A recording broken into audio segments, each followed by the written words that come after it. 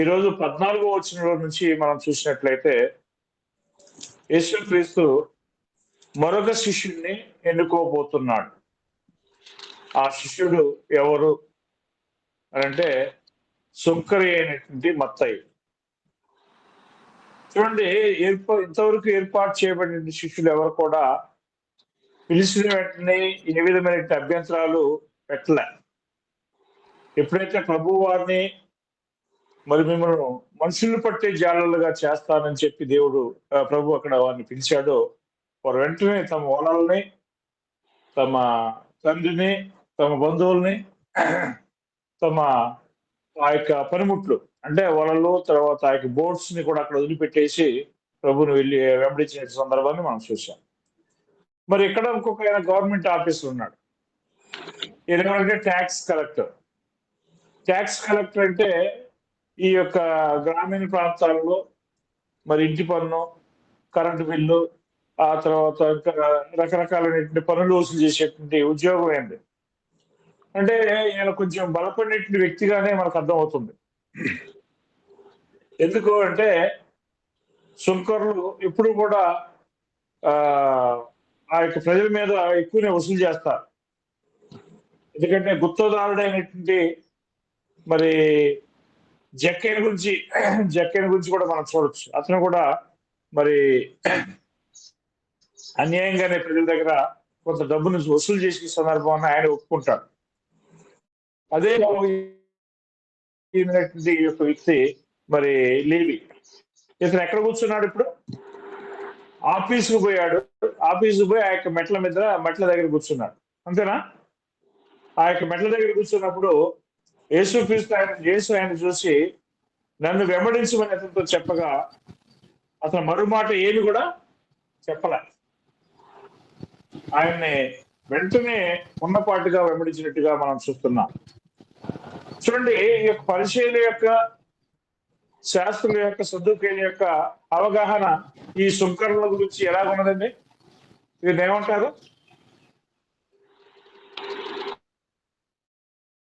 ఎవరైనా ఆన్సర్ చెప్పగలిగేటువంటి వాళ్ళు మూడు తీసేసి ఆన్సర్ చెప్పొచ్చు. మిగతా వాళ్ళందరూ దయచేసి మూడు రండి. ఇప్పుడు ఈ యొక్క సుంకరుల గురించి పరిచయంలో ఏ విధమైన అవగాహన ఉంది?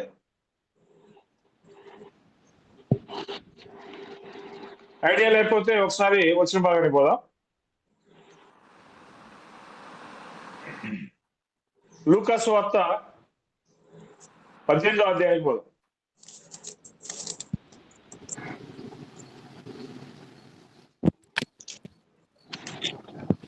లూకా సువార్త 18వ అధ్యాయము 13వ వచనంలో చూడండి. అయితే సుంకరి దూరముగా నిల్చుండి ఆకాశం వైపు కన్నులెత్తుచుటకైనను ధైర్యం చాలక రొమ్ము కొట్టుకొనుచు, దేవా, పాపినైన నన్ను కరుణించమని పలికెను. రైట్. ఇక్కడ సుంకరి తన దృష్టికి తాను కూడా ఏ విధంగా కనపడుతున్నాడు? పాపిగా కనపడుతున్నాడు. మరి సమాజంలో ఉన్నటువంటి శాస్త్రులు కూడా ఏ విధంగా వారిని చూస్తున్నారు? 5వ అధ్యాయము లూకా సువార్త 27వ వచనం చూడండి.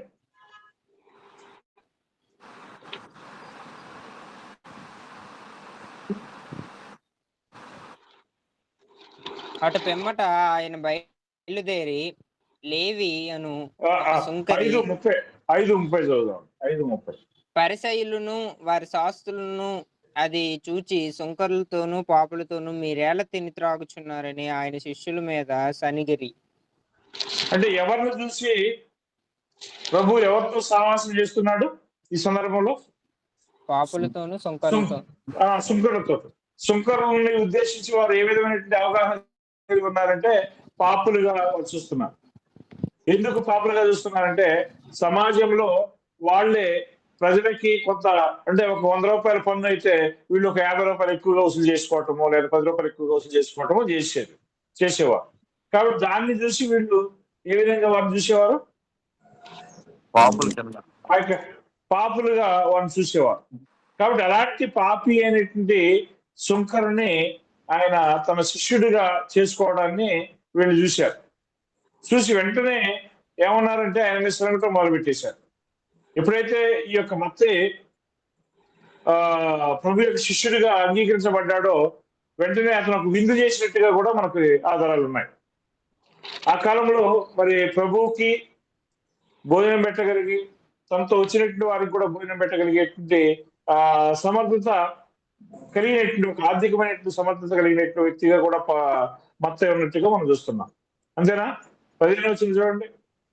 ఏది మార్క్స్ 2:15లో అతని ఇంట ఆయన భోజనంలో కూర్చుని ఉండగా సుంకర్లను పాపులను అనేకులు యేసుతోనూ ఆయన శిష్యులతోనూ కూర్చుండి ఉండిరి.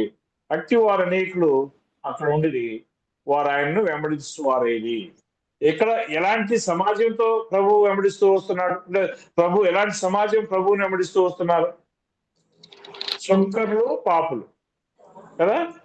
ఇక్కడ ఈ సుంకర్లు పాపులు అంటే సమాజంలో ఏ విధమైనటువంటి చూపు ఉంది? ఈరోజు చిన్న చూపు ఉంది. ఈ రోజు కూడా ప్రభువును వెంబడించేటువంటి మనలాంటి వారిని చూసినప్పుడు కూడా సమాజం ఏ విధంగా చూస్తున్నది?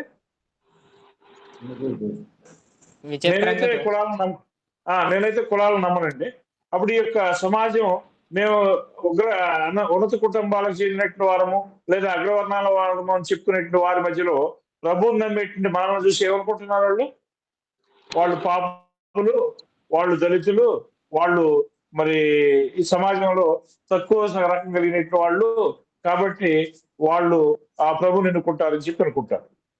ఎందుకంటే మొదటి నుంచి ఇప్పటి వరకు కూడా ప్రభువుని ఎన్నుకునేటువంటి ఒక స్టాండర్డ్ ప్రజలు ఆరోగ్యం కలిగినట్టు వారా లేదా ఆరోగ్యం కలిగిన వారా రోగం కలిగిన వారా? రోగం కలిగినట్టు వారు అంటే బలహీనుల బలవంతుల?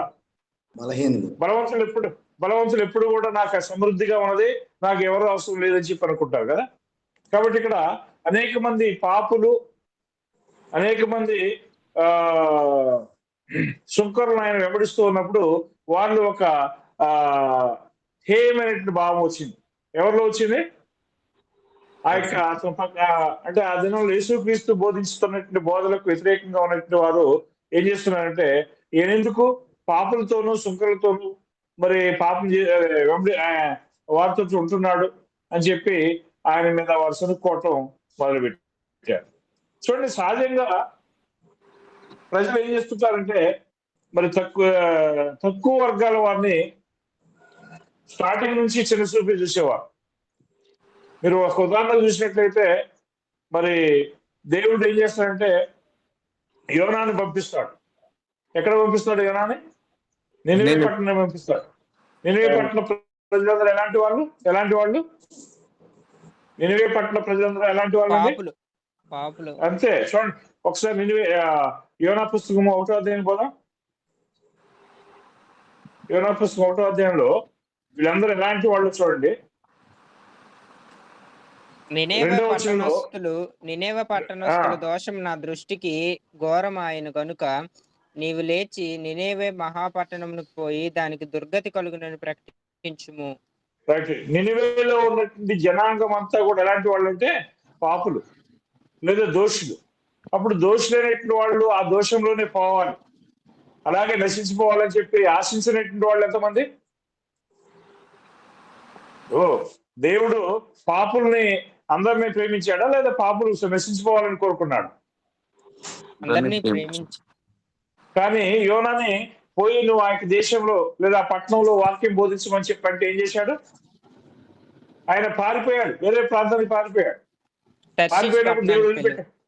తర్షీష్ ఓడ కేవ్ కొనుక్కొని ఆయన ఓడకి బయలుదేరిపోయినట్టుగా మనం చూస్తున్నాం. అప్పుడు దేవుడు వదిలిపెట్టాడా? పేదలను వదిలిపెట్టాడా? యోనాను వదిలిపెట్టాడా?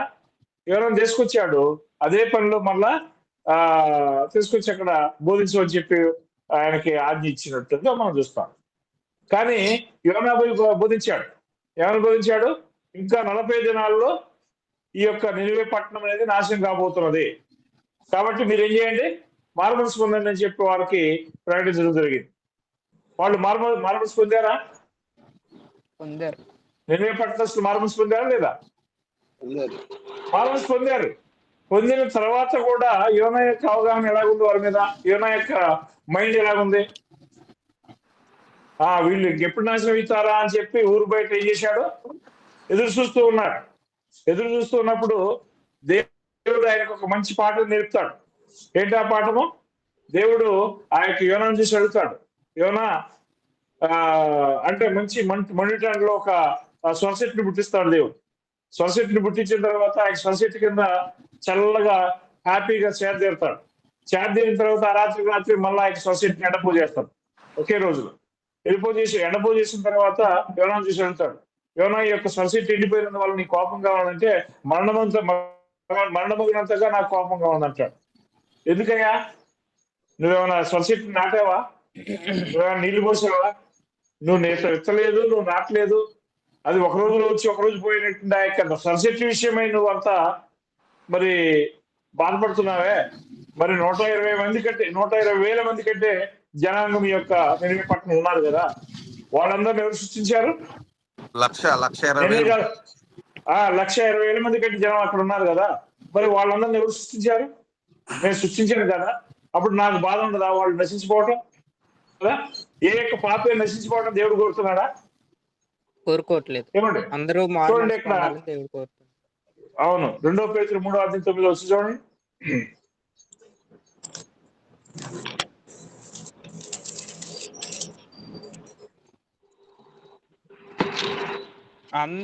కొందరు ఆలస్యమని ఎంచుకున్నట్లు ప్రభు తన వాగ్దానం గురించి ఆలస్యమని చేయవాడు కాడు గాని ఎవడును నశింపక హెచ్చింపక అందరూ మారు మనసు పొందవాలని కోర్చు మీ ఎడ్ల దీర్ఘశాంతం గలవాడై ఉన్నాడు. రైట్. అంటే దేవుని యొక్క ఉద్దేశము ఏంటి అంటే మనుషులందరినీ రక్షించాలనేది దేవుని యొక్క ఉద్దేశం. కానీ అప్పుడప్పుడు మానవులు ఏ విధంగా ఆలోచన చేస్తున్నారు? మనం రక్షణ పొందాం కదా, వాళ్ళన్నా నశించుకోవాలని ఆలోచిస్తుంటే మనం ఉన్నాం. యోనా అదే ఆలోచనతో ఉన్నాడు. అలా ఉన్నటువంటి శాస్త్రులు పరిచయాలు కూడా యేసుక్రీస్తు కాలంలో ఉన్నటువంటి వాళ్ళు కూడా ఏ విధంగా ఉన్నారు? అదే విధంగా ఉన్నారు. వాళ్ళ దృష్టి వాళ్ళు ఏమనుకుంటున్నారంటే తాము నీతి మంత్రం అనుకుంటున్నారు. కానీ ఈ యొక్క పరిచయాలు శుక్రులు ఎలాంటి వాళ్ళు పాపులు. కాబట్టి వాళ్ళతో నువ్వు ఎందుకు సాహసం చేస్తున్నావు, వాళ్ళ దగ్గరికి పోయి నువ్వు ఎందుకు అన్నపానాలు పుచ్చుకుంటున్నావు అని చెప్పి ప్రభువుని ఏం చేశారు? వాళ్ళు నిలదీశారు. చూడండి యోనా యొక్క యాటిట్యూడ్ ఎలాగుంది ఒకసారి నినివే పట్టణానికి పోదాం. యోనా గ్రంథం పోదాం. 4వ అధ్యాయము యోనా పుస్తకము.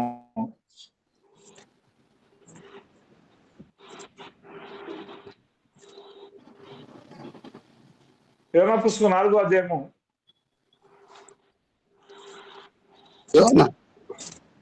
6వ వచనం చదువుదాం. దేవుడైన యెహోవా సొరచెట్టు ఒకటి ఏర్పరిచి అతనికి కలిగిన శ్రమ పోగొట్టుటకై అది పెరిగి. ధనంజయ నరేష్ గారు 2వ వచనం చదువు. 4వ అధ్యాయం. యెహోవా నేను నా దేశమందు ఉండగా ఇట్లు జరుగునని నేను అనుకుంటుని కదా, ఇందువలనే నీవు కటాక్షమును జాలిను బహుశాంతమును అత్యంత కృపగల దేవుడై ఉండి పశ్చాత్తాపడి కీడు చేయక మానదు అని నేను తెలుసుకుని దానికి ముందుగానే తర్షీషునకు పారిపోతిని. నేనిక బ్రతుకుట కంటే చచ్చుట మేలు. యెహోవా నన్నిక బ్రతుకనీయక చంపుమని యెహోవాకు మనవి చేసెను. అందుకు యెహోవా నీవు కోపించుట న్యాయమా అని అడిగెను. అప్పుడు యోనా ఆ పట్టణంలో నుండి పోయి దాని తూర్పు దిక్కున బస చేసి అచ్చట పందిలి ఒకటి వేసుకుని పట్టణమునకు ఏమి సంభవించునో చూచెదనని ఆ నీడను కూర్చుని ఉండగా దేవుడైన యెహోవా సొరచెట్టు ఒకటి ఏర్పరిచి అతనికి కలిగిన శ్రమ పోగొట్టుటకై అది పెరిగి యోనా తలకు పైగా నీడ ఇచ్చినట్లు చేసెను. ఆ సొరచెట్టును చూచి యోనా బహు సంతోషించెను. మరుసటి ఉదయమందు దేవుడు ఒక పురుగును ఏర్పరచగా అది ఆ చెట్టును తొలిచినందున చెట్టు వాడిపోయెను. మరియు ఎండకాయగా కంటిన్యూ నేను ఇక్కడ మాట్లాడు తలిపేస్తుంటే ఓకే చేయి. మరియు ఎండకాయగా దేవుడు వేడిమి గల తూర్పు గాలిని రప్పించెను. యోనా తలకు ఎండ దెబ్బ తగలగా అతడు సొమ్మసిల్లి బ్రతుకుట కంటే చచ్చుట మేలనుకొనెను. అప్పుడు దేవుడు ఈ సొరచెట్టును గురించి నీవు కోపించుట న్యాయమా అని యోనాను అడగగా యోనా ప్రాణం పోవునంతగా కోపించుట న్యాయమే అనెను. అందుకు యెహోవా నీవు కష్టపడకుండాను పెంచకుండాను ఒక రాత్రిలోనే పుట్టి పెరిగి ఒక రాత్రిలోగా వాడిపోయిన ఈ సొర చెట్టు విషయంలో నీవు విచారపడుచున్నావే. అయితే మాట 20,000 కంటే ఎక్కువై కుడి నూట ఎడమలు నూట నూట ఎరగని 20,000. 120,000 కంటే ఎక్కువై కుడి ఎడమలు ఎరుగని జనమును బహు పశువులను గల నినేవే మహాపురం విషయంలో నేను విచారపడవద్దా అని యోనాతో సెలవిచ్చారు. చూసారా? యోనా ఒక నీతిమంతుడు, అంటే దేవునికి ఇష్టమైనటువంటి ఒక ప్రవక్త అనే విషయం మనకు అర్థమవుతుంది. మరి అలాంటి యోనా కూడా పాపులుగానే ఉండాలని కోరుకుంటున్నాడా లేడా? అంటే వాళ్ళు చనిపోవాలని కోరుకుంటున్నాడా లేదా? వాళ్ళు వాళ్ళు శిక్షించబడాలని చెప్పి పోయి ఊరు బయట ఒక మంచి అడ్డా ఏర్పాటు చేసుకుని ఎదురు చూస్తున్నారు. ఎప్పుడు దేవుడు వీటిని నాశనం చేస్తాడా చూడాలి అని చెప్పి బాగా సంతోషంగా ఉన్నారు. కానీ దేవుడు ఆయనకి ఏం చెప్పాడా? ఒక గొప్ప పాఠాన్ని బోధించాడు. ఈ రోజు కూడా మీరు చూడండి, ఈ మధ్య కాలంలో పేపర్లు చూశాను, న్యూస్ లో విన్నా. ఒక దళితుడట గుర్రం మీద సవాల్ చేస్తున్నాడట, ఇది వివాహ విందులో. నువ్వు గుర్రం మీద ఎక్కుతావా అని చెప్పి ఆ యొక్క దళితుడిని పడగొట్టి చంపేశారో మరి కొట్టారు, గుర్తులేదు నాకు. ఆ విధంగా అంటే ఉన్నత వర్గాలుగానే ఉండాలి. పేదవాడు డెవలప్ కాకూడదు, పేదవాడు వాళ్ళ ముందు సంతోషంగా ఉండకూడదు. కాబట్టి ఇక్కడ పాపులుగానే ఉండాలి. ఎవరి దృష్టిలో? ఈ పరిచయాలు శాస్త్రం దృష్టిలో పాపులుగానే ఉండాలి. అలాంటి వాళ్ళ దగ్గర పోయి నువ్వు ఎందుకు వారితో భోజనం చేస్తావు, వారికి నీతి కలిగిన మాటలు చెప్తావు అనేటువంటి భావంతో ఎంతమంది లేరు ఈరోజు ఎక్కువ మంది ఉన్నారు సమాజం కదా. మనం ఎదిగినటువంటి చిన్న ఆ యొక్క ఒక 30-40 ఏళ్ళ ఉన్నటువంటి సమాజానికి ఇప్పుడున్న సమాజానికి చాలా తేడా ఉన్నది. మేము చిన్న వయసులో ఒక ప్యాంట్ షర్ట్ వేసామంటే ఊర్లో ఉన్నటువంటి రైతులు అంటే గొప్ప వర్గాలు డబ్బు ఉన్నట్టు వాళ్ళు ఏం చేసేవాళ్ళు అంటే కిందకి మీరు చూసి ఈయన కూడా ప్యాంట్ షర్టా అని అన్నారు నన్నే. అంటే దాని అర్థం ఏంటి? అంటే వీళ్ళు ఇలాగనే ఉండాలి, అణిగిపోయి ఉండాలి. డబ్బు నట్టిన వాళ్ళుగానే ఉండాలి, పేదవాడుగానే ఉండాలి. అప్పుడు అదే విధంగా యేసుక్రీస్తు కాలంలో పరిచయాలు శాస్త్రులు కూడా ఏమనుకుంటున్నారు? ఆ యొక్క పేదవాళ్ళు పాపులుగానే ఉండాలి, వాళ్ళకి ఎందుకు రక్షణ, వాళ్ళకి ఎందుకు నీతి మాటలు అని చెప్పి ఆలోచనతో ప్రభుని ఏం చేస్తున్నారు? ఎవరితో రీసౌండ్ వస్తున్నాడు, కొంచెం వాయిస్ అదే మూట్ పెట్టండి. అప్పుడు ఆ విధంగా అన్నప్పుడు ఈ యొక్క ప్రజల యొక్క భావాన్ని దేవుడు మనకి ఇక్కడ యోనా కాలంలో కూడా వివరిస్తున్నాడు. దేవుడు ఎలాంటి వాడట? అత్యంత కృపా కలిగిన దేవుడు. ఆయన పాపిగా వదిలిపెడతాడా? లేదా రోగులుగా వదిలిపెడతాడా? ఏం చేస్తాడు చూడండి.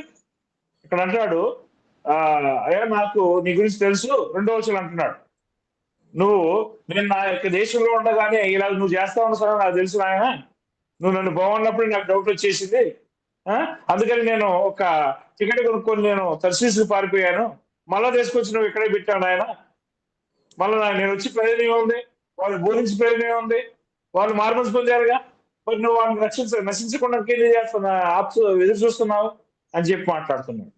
చూడండి 2వ వచనంలో, నేను నా దేశం మందు ఉండగా ఇట్లా జరిగినని నేను అనుకుంటుంది కదా, ఇందువల్లనే నీవు కటాక్షమును జాలియు బహుశాంతమును అత్యంత కృపగల దేవుడు అయి ఉండి పశ్చాత్తాపడి కీడు చేయక మాందు అని నేను తెలుసుకుని దానికి ముందుగానే తర్శీసునకు పారిపోతుంది. చూసారా? అంటే దేవుడు వీరిని కరుణించడము, దేవుడు వీరికి రక్షణ కలగజేయటం అనేది ఎవరికి కూడా సంతోషం లేదు, యోనాకు కూడా సంతోషం లేదు అనుకొని అక్కడ ఏం చేస్తున్నాడు ఆయన అంటే, ఇక నేను ఇంకా బ్రతుకుటి కంటే సచ్చిత మేలు 2-3వ వచనంలో, ఎందుకు నన్ను ఇక బ్రతకనీకి సంపము అంటున్నాడు. ఎందుకంత అసూయ అండి యోనాకి? దేవుడు ఆ యొక్క వ్యక్తిని అంటే ఆ వ్యక్తిని కాపాడటము లేదా నశింపు చేయటము దేవుని యొక్క పనిలో ఉంది. కాబట్టి ఆ యొక్క వ్యక్తులందరూ నాశనం చేయాలని చెప్పి బతుకు ఆశతో ఉన్నాడు ఆయన. ఎందుకు? చూడండి 4వ వచనంలో, అందుకు నీవు కోపించిన న్యాయమా అని చెప్పి దేవుడు అడిగాడు. ఎంత న్యాయమట? 100% న్యాయమే నేను కోపపడటం. ఎందుకు? నేను అంత దూరం నుంచి కష్టపడి వస్తే వాళ్ళకి బోధించి వాళ్ళు నశించిపోతారని నేను ఎదురు చూస్తే నువ్వు వాళ్ళని కాపాడుతున్నావే అని చెప్పి దేవుని మీద ఆర్గ్యుమెంట్ చేస్తున్నాడు. దేవుని మీద ఆర్గ్యుమెంట్ చేస్తున్నప్పుడు అక్కడ దేవుడు 5వ వచనం చదువుదాం. అప్పుడు యోనా ఆ పట్టణంలో నుండి పోయి దాని తూర్పు తట్టున బస్ చేసి అక్కడ పందిరి ఒకటి వేసుకుని పట్టణంలోకి ఏం సంభవించడో చూసిదని చెప్పి ఆ నీడను కూర్చుని చక్కగా ఎదురు చూస్తున్నాడు. చూశారండి, డబ్బు నెట్టిన వాడు డబ్బు లేని వాడి మీద ఈ విధంగా నాశనం కావాలని కోరుకుంటాడు.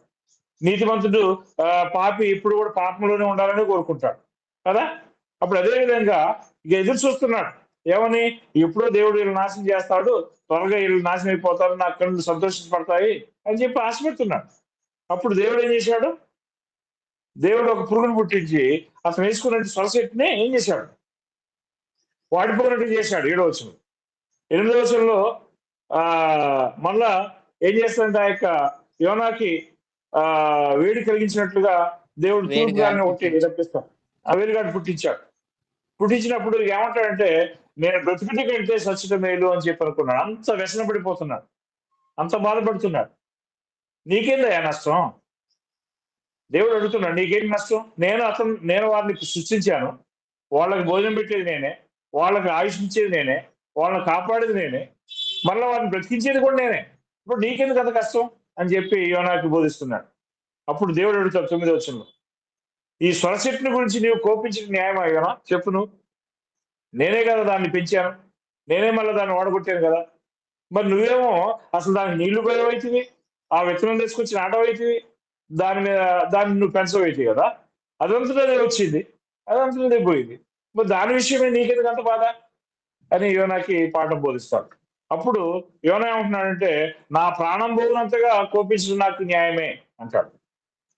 ఈ యొక్క ధనికుల యొక్క ఉద్దేశం అంతా కూడా అలాగే ఉంటుందండి. చూడండి, ఒక సందర్భంలో ఒక పరిచయుడు, ఒక పాపి అనేటువంటి సుంకరి ఇద్దరు దేవాలయానికి పోతారు. గుర్తుందా? లూకాసు వార్త 18వ అధ్యాయంలో ఇద్దరు దేవాలయానికి పోతారు. పోయినప్పుడు ఆ పరిచయుడు ఏమంటాడు తెలుసా?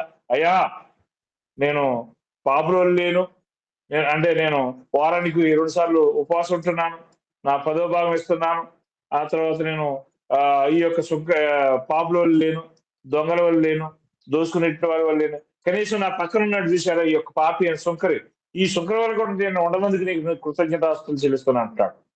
అంటే పక్కన ఉన్నట్టు వాడు ఎలాంటి వాడు అని చెప్పి అతను అనుకుంటున్నాడు? పాపి. అంటే ఆ పాపిగానే ఉండాలి, కాబట్టి నేను మాత్రం మంచిగా ఉండాలి అనే భావంతో అతను ఉన్నాడు. అప్పుడు ఎవరిని దేవుడు నీతిమంతులుగా చేశాడు? లూకాసు వార్త 18వ అధ్యాయం ఒక్కసారి అండి, మళ్ళా పోదాం. లూకాసు వార్త 18. ఈ యొక్క ధనవంతుడు ఏమనుకుంటున్నాడు చూడండి. 18-12 వచ్చింది చూడండి.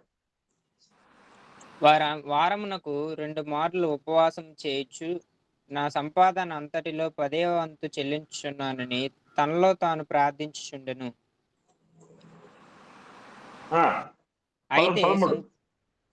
అయితే సుంకరి దూరముగా నిల్చుండి ఆకాశం వైపు కన్నులెత్తుటకైనను ధైర్యం చాలక రొమ్ము కొట్టుకునిచు, దేవా, పాపినైన నన్ను కరుణించుమని పలికెను. సుంకరులు ఎప్పుడు కూడా సమాజంలో కొంత అనగారినటువంటి ఒక తక్కువ స్థితిలో ఉన్నట్టుగానే భావించినట్టుగా చూస్తున్నాం. కానీ సుంకరులు చూసి వాళ్ళు ఏ విధంగా అనుకుంటున్నారంటే, మేము సుంకరుల కంటే శ్రేష్ఠులము, వాళ్ళు పాపులు, మేము నీతిమంతులము అనేటువంటి భావంతో ఉన్నారు. ఈరోజు కూడా మీరు ఎక్కడన్నా ఆలోచన చేయండి. ఎక్కడైతే ఒక ఉన్నత వర్గంలో చెందినట్టు ఒక వ్యక్తి ఉంటాడో అక్కడ ఒక దళితుడిని కానీ, ఒక తక్కువ ఆస్తిపాస్తులు ఉన్నటువంటి వాడిని కానీ ఏ విధంగా చూస్తాడండి? హేయంగానే చూస్తాడు, అవునా కదా? సమాజం అంతా కూడా హేయంగానే చూస్తుంది. కానీ దేవుని దృష్టిలో అలాగుందా? దేవుడు అందరినీ సమానంగా చూస్తున్నాడా, లేకపోతే దేవుడు ఒకరిని ఎక్కువ ఒకరు తక్కువగా చూస్తున్నాడు? ఇక్కడ సమానంగా చూస్తున్నాడు. అయితే 14 వచ్చింది చూడండి, ఎవరు నీతిమంతులు ఎంచబడ్డారు? అతని కంటే ఇతడు నీతిమంతుడిగా తీర్చబడి తన ఇంటికి వెళ్ళినని మీతో చెప్పుచున్నాను. తన్ను తాను తగ్గించబడినని తన్ను తాను తగ్గించుకున్నవాడు హెచ్చింపబడినని చెప్పాను. అంటే ఎవరిని దేవుడు ఎంచుకుంటున్నాడు? ధనవంతులైనటువంటి నీతిమంతులుగా ఉన్నామని చెప్పుకునేటువంటి సమాజంలో ఉన్నటువంటి వాడినా, లేదు మేము పేదవాళ్ళము, మేము పాపులము అని తమను తాము తగ్గించుకునేట్టు వాడిని దేవుడు హెచ్చిస్తున్నాడా? మనల్ని మనం తగ్గించుకోమని దేవుడు. ఎవరైతే తను తాను తగ్గించుకుంటారో వారిని దేవుడు హెచ్చిస్తున్నాడు. చూడండి, దేవుడు ప్రతి పాపిని కూడా నశించిపోవాలని చెప్పి దేవుడు ఎక్కడ ఆశపడలా. ఏ పాపి అయినా కూడా ఏం చేయాలనుకుంటున్నాడు? యెహెజ్కేలు గ్రంథం 18వ అధ్యాయం ఏంటండి? యెహెజ్కేలు గ్రంథము 18వ అధ్యాయము, యెహెజ్కేలు గ్రంథం 18వ అధ్యాయం అండి, 23వ వచనం చదవండి.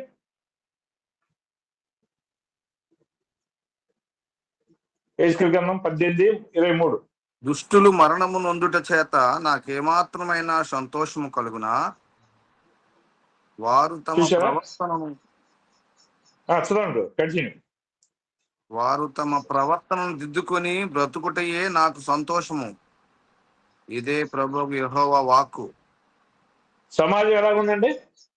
దేవుని యొక్క తీర్పులకు భిన్నంగా ఉంది. అవునా? దేవుడు ఏ విధంగా తీర్పు తీస్తున్నాడు? మనుషులందరూ నా అవసరంలో ఉన్నారు కదా. మనుషులందరినీ నేనే సృష్టించాను.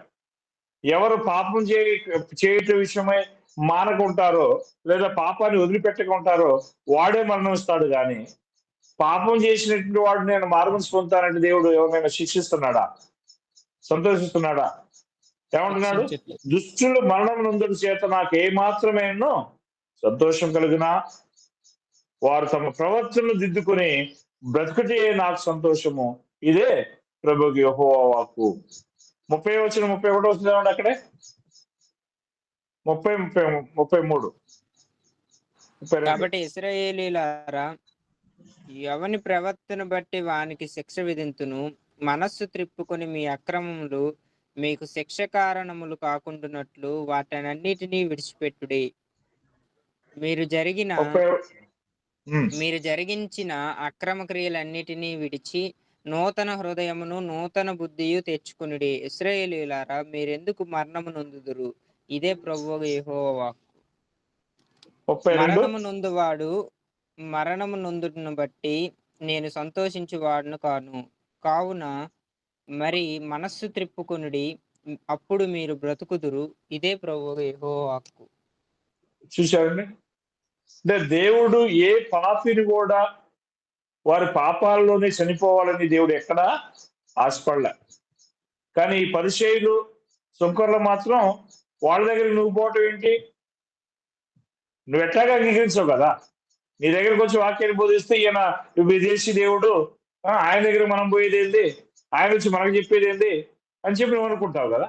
మరి ఎవడు ఒక పేదోడు మనసాక్షి తగ్గించుకున్నటువంటి వాడు పోయి ఆయన వెంబడిస్తే నీకేంటి నష్టం? ఈరోజు ఆయన మన దేవుడు కాదు, యేసుక్రీస్తు మన దేవుడు కాదు, కాబట్టి ఆయన నువ్వు ఎందుకు వెంబడించాలని చెప్పి ఇటు వీళ్ళు మన తను నచ్చినటువంటి దేవుడిని ఆరాధించడానికి ఒప్పుకోరు. మళ్ళీ వాళ్ళు దేవుడిని కూర్చున్నటువంటి ఒక అబద్ధ దేవుడిని దగ్గర కూడా వాళ్ళు రాని. మరి ఏంటి పరిస్థితి? ఎక్కడ పోవాలి ఈ పేదవాడు? వాళ్ళు దేవుని సేవించకూడదా? దేవుని ఆరాధించకూడదా? దేవుని వల్ల రక్షణ పొందకూడదా? సమాజం ఏం చేస్తుందంటే ఎప్పుడు కూడా తాము మాత్రమే మంచి స్థితిలో ఉండాలి అని కోరుకుంటారు. ఎదుటి వ్యక్తి ఒకవేళ మంచి స్థితిలోకి వస్తున్నాడంటే ఎట్టి పరిస్థితుల్లో వాళ్ళు అంగీకరించరు. కానీ ఇక్కడ దేవుడు ఏమంటున్నాడు? మరణము నొందువాడు మరణం నొందుటను బట్టి నేను సంతోషించేవాడు కాను. కావున మీరు మనసు తిప్పుకోండి, అప్పుడు మీరు బ్రతుకుదురు. ఇదే యెహోవా వాక్కు. అందుకని ఆయన ఎక్కడ పోయాడు? యేసుక్రీస్తు పాపుల దగ్గర పోయాడు. అందుకని ఆయన ఎక్కడ పోయాడు? సుంకరుల దగ్గర పోయాడు. అందుకని ఎక్కడ పోయాడు? ఆయన రోగుల దగ్గర పోయాడు. రోగులకే కానీ ఆరోగ్యం కలిగినటువంటి వాడికి అసలు వైద్యులు అవసరం లేదు కదా. మరి పాపకే కానీ మరి నీతిమంతుడికి మారవలసిన అవసరం లేదు కదా. కాబట్టి నేను ఎవరి కోసం వచ్చాను? పాపుల కోసం వచ్చాను కదా. 1 తిమోతి 1వ అధ్యాయం ఏమంటాడు? పాపులను రక్షించుటకు యేసుక్రీస్తు ఈ యొక్క లోకానికి వచ్చాడంటాడు. కానీ మీరేమన్నారు? ఆ పాపుల దగ్గర పోవద్దు అంటున్నారు. మరి వాళ్ళు ఎలా రక్షణ పొందేది? కనీసం వాళ్ళ యొక్క అవగాహన ఎలాగుందంటే చూడండి, 33వ అధ్యాయము యెహెజ్కేలు గ్రంథము, యెహెజ్కేలు 33:11 చదువుదాం.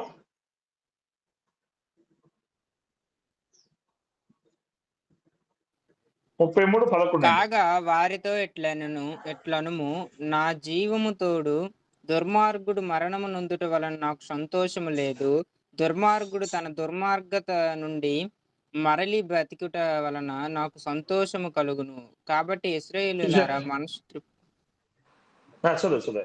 మనసు త్రిప్పుకొనుడి. మీ దుర్మార్గత నుండి మరలి మనస్సు త్రిప్పుకొనుడి. మీరెందుకు మరణము నొందుదురు?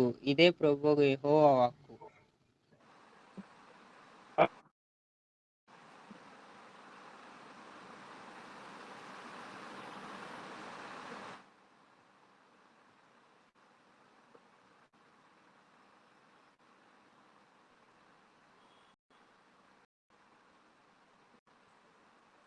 దేవుని యొక్క మనసు ఎలా ఉందో చూడండి. ఏమన్నాడు 11వ వచనంలో, కాగా వారితో ఇట్లను, నా జీవం తోడు దుర్మార్గుడు మరణం నొందుట వలన నాకు సంతోషము లేదు. దుర్మార్గుడు తన దుర్మార్గత నుండి మరలి బ్రతుకుట వలన నాకు సంతోషం కలుగును. కాబట్టి ఇశ్రాయేలులారా మనసు తిప్పుకొనండి. మీ దుర్మార్గత నుండి మరలి మనసు తిప్పుకొనండి. మీరు ఎందుకు మరణం నొందుదురు? ఇదే ప్రభువు యెహోవా వాక్కు. ఈ యొక్క ఉద్దేశము దేవుని యొక్క ఉద్దేశం. కానీ మానవుల యొక్క ఉద్దేశం ఏంటి?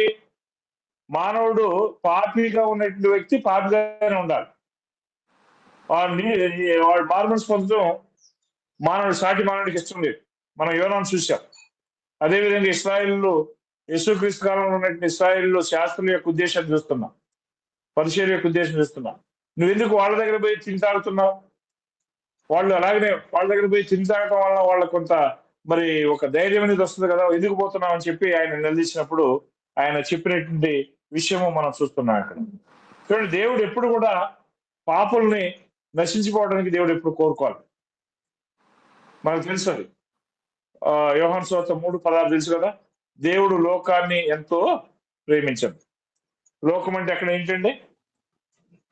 సముద్రాలు, గుట్టలు, పర్వతాల. లోకం అంటే ఏంటి? మనుషులు. The people who are living in the world. లోకం అంటే ఎవరంటే మనుషులు. అప్పుడు ఆ యొక్క మనుషుల్ని ప్రేమించి ఏం చేశాడు? తన కుమారుని కూడా విశ్వాసం ఉంచేవాడు నశింపక నిత్య జీవం పొందినట్లు ఆయన అనుగ్రహించాడు. చూసారా? అంటే తన కుమారుని కూడా ఈ యొక్క పాప లోకం కోసం అప్పగించడానికి దేవుడు ఏం చేశాడు? సిద్ధపడ్డాడు. ఎలాంటి స్థితిలో ఉన్నటువంటి వారి కోసం? రోమీలకు రాసిన పత్రిక 5వ అధ్యాయంలో వివరిస్తాడు. ఆ యొక్క నీతిమంతుల కోసం ఒకడు చనిపోవట అయినా అరుదత కదా. నీతిమంతుల కోసం ఒకడు చనిపోవాలంటే ఒకడు చనిపోతాడు. కానీ ఒక పాపి కోసము, దుర్మార్గుడి కోసం ఎవడు చనిపోతాడు? అసలు ఎవరు చనిపోతారా? కానీ యేసుక్రీస్తు ఎవరి కోసం చనిపోయాడు? మన కోసం, పాపులమైనటువంటి మన కోసం ఆయన ఏం చేశాడంటే చనిపోయాడు. కానీ అప్పుడు వెరీ గుడ్. మనం పాపులుగాను మరి దోషులుగాను ఉండగానే మన కోసం ఆయన ఏం చేస్తాడంటే మరణిస్తాడు అనే విషయాన్ని మనం చూస్తున్నాం. కనుక ఈ యొక్క లోకంలో ఉన్నటువంటి మానవులు అది అంగీకరించం. మనం చూసాం.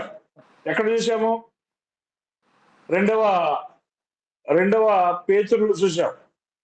దేవుడు ఎందుకోసం దీర్ఘశాంతం చూపిస్తున్నాడు ఒకసారి చూద్దాం. 3వ అధ్యాయం 9వ వచనం. 2 పేతురు 3:9.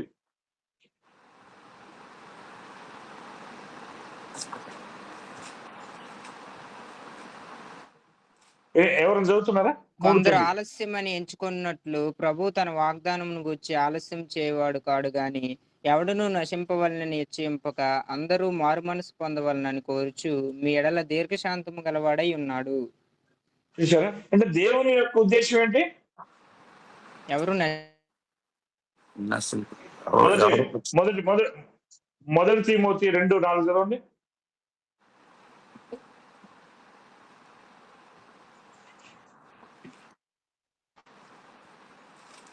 మొదటి తిమోతి 2:4. ఆయన మనుషులందరూ రక్షణ పొంది సత్యమును గూర్చిన అనుభవ జ్ఞానము గలవారై ఉండవలనని హెచ్చరించుచున్నాడు. ఎంతమంది రక్షణ పొందాలని చూస్తున్నాడు దేవుడు? మనుషులందరూ కూడా రక్షణ పొంది సత్యమును గూర్చినట్టు అనుభవ జ్ఞానం గలవారై ఉండవాలని ఆయన ఏం చేస్తున్నాడు?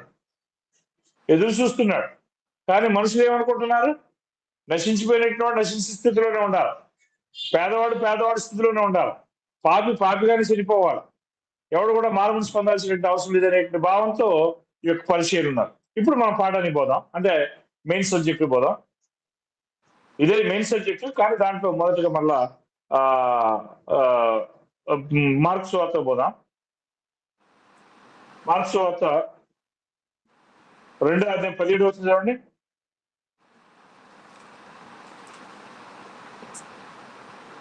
ఈ 2:17 అండి.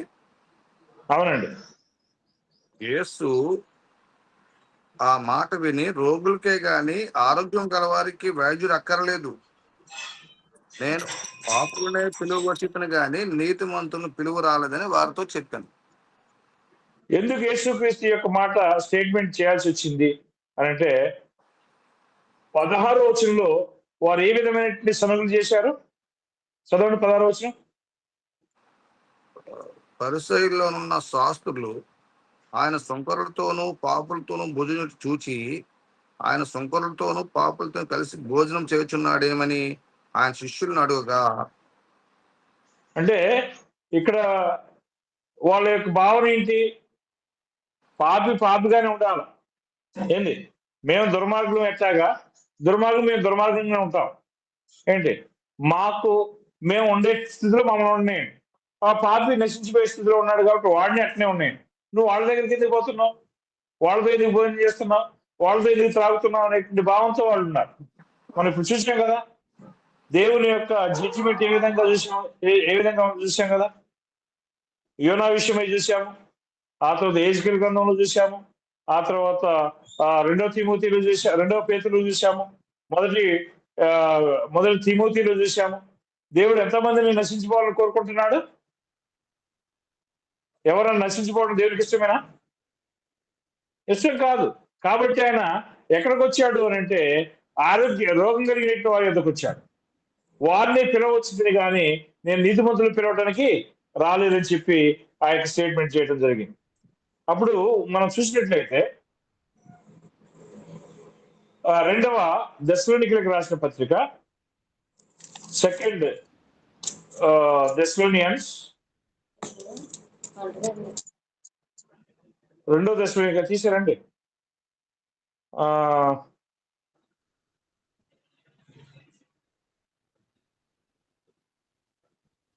2వ దెస్సలోనిక 3:1 ఒక్క నిమిషం.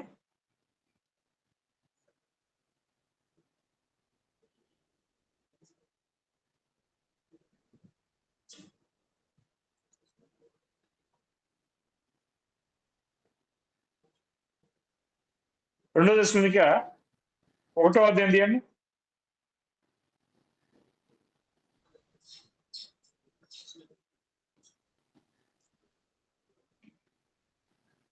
యేసుక్రీస్తు రావడం యొక్క ఉద్దేశం ఎవరిని పిలవడానికి వచ్చాడో చెప్తున్నాడు.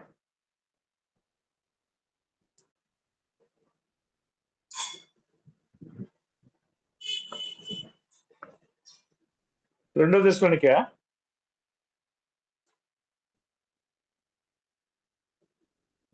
నేను ఒక వచనము బాగా గుర్తుకునే వచనం కన్ఫ్యూషన్ లో ఉన్నది, ఆ వచనం చూస్తాను నేను. రెండో దశలోనిక 2వ అధ్యాయము 10-12 వచనండి. దుర్నీతిని పుట్టించి సమస్త మోసముతోనూ నశించుచున్న వారిలో సాతాను కనపరచు బలమును అనుసరించి ఉండును. ఇందుచేత సత్యమును నమ్మక దుర్నీతి యందు అభిలాష గల వారందరూ శిక్షావిధి పొందుటకై అబద్ధమును నమ్మునట్లు మోసము చేయు శక్తిని దేవుడు వారికి పంపుచున్నాడు. రైట్. దేవుడు ఎవరిని రక్షించాలనుకుంటున్నాడు అంటే, ప్రతి వ్యక్తి కూడా రక్షణ పొందాలని దేవుడు కోరుకుంటున్నాడు.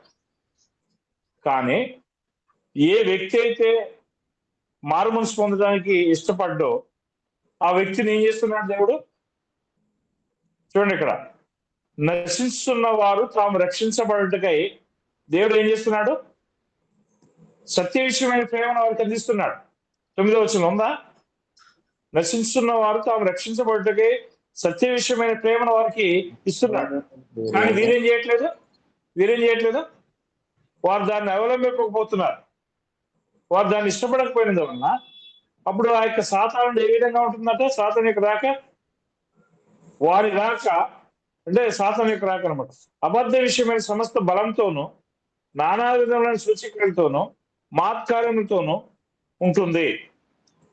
అప్పుడు దుర్నీతిని పుట్టిన సమస్త మోసంతోనూ నశిస్తున్న వారిలో సాతాను కనబచ్చు బలమును అనుసరించి ఉండును. ఎవరి యొక్క బలం ఎవరిలో ఉంటుందండి? సాతానులో. దుర్నీతిని పుట్టించి సమస్త మోసంతో నశించున్నట్లు వారు ఉన్నారు చూసారా? ఆ యొక్క నశించున్న వాళ్ళు ఎవరి యొక్క బలం ఉంటుంది? సాతాను యొక్క బలం ఉంటుంది. వీళ్ళు ఎందుచేత దేన్ని నమ్మరు? 11వ వచనంలో సత్యాన్ని నమ్మరు. అంతేనా? సత్యం నమ్మక దేని మీద వాళ్ళు ఆశ కలిగి ఉన్నారు? దుర్నీతి మీద. దుర్నీతి అంటే ఏంటి? సత్యానికి విరోధమైంది. అంతేనా? సత్యానికి విరోధమైనటువంటి దాన్ని నమ్మనందు వలన అప్పుడు దుర్నీతి అంటే అభిలాష కలవారు కాబట్టి వారందరూ ఏం పొందాలా? శిక్షావిధి పొందాలి. కాబట్టి అబద్ధం నమ్మినట్లు వారికి మోసం చేసే శక్తులు పంపించేది ఎవరు? చదవండి 11వ వచనంలో. దేవుడు పంపిస్తున్నాడు. ఒక వ్యక్తి సత్యాన్ని నమ్మకుండా అబద్ధాన్ని నమ్మటకు ఆ యొక్క మోసం చేసే శక్తిని పంపించేది ఎవరు? దేవుడే. ఇప్పుడు ఈరోజు ఏ వ్యక్తి అయితే నాకు సత్యం కావాలి, నేను ప్రభువుని తెలుసుకోవాలి, నేను దేవుని మార్గంలో నిలవాలి అని చెప్పి అనుకుంటాడో ఆ వ్యక్తికి దేవుడు అన్యాయంగా అబద్ధాన్ని నమ్మినట్లు మోసం చేసే శక్తిని పంపిస్తాడా? ఎవరికి పంపిస్తాడు చూడండి ఒకసారి. దేవుడు ఆ యొక్క ఎవరిని భ్రష్ట మనసుకు అప్పగిస్తున్నాడు చూడండి. రోమా 1:25 చదవండి.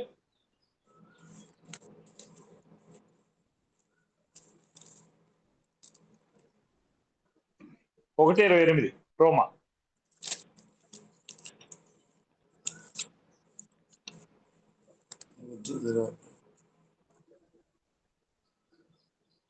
ఆయన అదృశ్య లక్షణములు అనగా 1:28 అండి. 28 అండి. 28. మరియు వారు తమ మనస్సులో దేవునికి చోటు నెల్లకపోయారు కనుక చేయరాని కార్యములు చేయుటకు దేవుడు భ్రష్ట మనస్సుకు వారిని అప్పగించెను. రైట్. ఎవరిని దేవుడు భ్రష్ట మనసుకు అప్పగిస్తున్నాడు? చాలే. ఎవరిని దేవుడు భ్రష్ట మనసుకు అప్పగిస్తున్నాడు? దేవునికి ఎవరైతే తమ మనసులో చోటియరో వారందరూ కూడా దేవుడు ఎక్కడ పంపిస్తున్నాడు? భ్రష్ట మనసును వారికి అప్పగిస్తున్నాడు. కాబట్టి దేవుడు ఇక్కడ ఎవరైతే దేవునికి లోబడి జీవించాలనుకుంటారో వారందరూ ఏం చేయాలని చెప్పి దేవుడు కోరుతున్నాడు? రక్షణ పొందాలని కోరుకుంటున్నాడు. అందుకని ఏం చేశాడు ఆయన? మీరు సర్వలోకానికి వెళ్ళండి, సర్వ సృష్టికి సువార్త ప్రకటించండి, నమ్మి బాప్తిజం పొందిన వాడు ఏమవుతాడు? రక్షణ పొందుతాడు. నమ్మని వారికి ఏం జరుగుతుంది? శిక్ష విధించబడుతుంది. అందుకనే ఆయన సమస్త లోకంలో ఎంతమంది ఉంటారు? ఎలాంటి వాళ్ళు ఉంటారు? మంచి వాళ్ళు ఉంటారు, చెడ్డోళ్ళు ఉంటారు, పాపులు ఉంటారు, నీతిమంతులు ఉంటారు కదా. కాబట్టి ఆయన ఎవరి దగ్గర పోయాడు? యేసుక్రీస్తు పాపుల కొరకే పోయాడు. నీతిమంతుల కోసం ఆయన రాలే. ఆ తర్వాత రోగం కలిగిన వారి ఎదుకే పోయాడు. కాబట్టి ఇప్పుడు మళ్ళా మనం మార్క్స్ వార్త పోదాము. 2వ అధ్యాయం 17-18 చూసినట్లయితే ఓకే రైట్. అప్పుడు యేసుక్రీస్తు ఏం చేశాడంటే తాను పాపుల దగ్గరికి పోయినప్పుడు వాళ్ళలో ఆ ఈ విధమైన సన్నిధులు అనేవి మనం చూస్తున్నాం. కాబట్టి ఇక్కడ మనం ఏం చూసాము ఈరోజు పాఠంలో అంటే చిన్న రివ్యూ చేస్తున్నాను.